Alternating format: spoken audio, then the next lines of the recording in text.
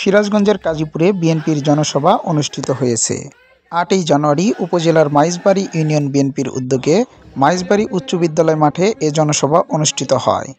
Maijbari union বিএনপির সভাপতি আব্দুল খালেকের সভাপতিত্বে ও ছাত্রদলের সহসভাপতি রাকিবুল হাসান রকির সঞ্চালনায় জনসভায় প্রধান অতিথি হিসেবে বক্তব্য রাখেন কাজীপুর উপজেলা বিএনপির সভাপতি সেলিম রেজা।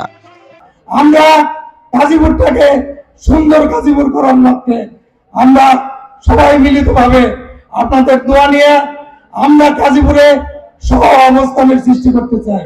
আওয়ামী লীগ আমাদের দাঁড়াইতে দেয় না, কিন্তু আমরা চাই সবাই মিলিতভাবে গাজীপুরে রাজনীতি করি এবং আপনাদের কাছে আমাদের জনগণ যারা আছে, আওয়ামী লীগের যারা সাধারণ ভোটার, তাদেরকে আমাদের ভোট দরকার।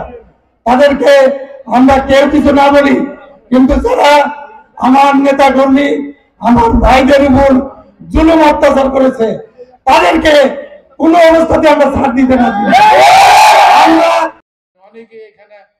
জনসভায় কাজীপুর উপজেলা বিএনপির সাধারণ সম্পাদক আব্দুস সালাম সহ অন্যান্য নেতৃবৃন্দ বক্তব্য রাখেন।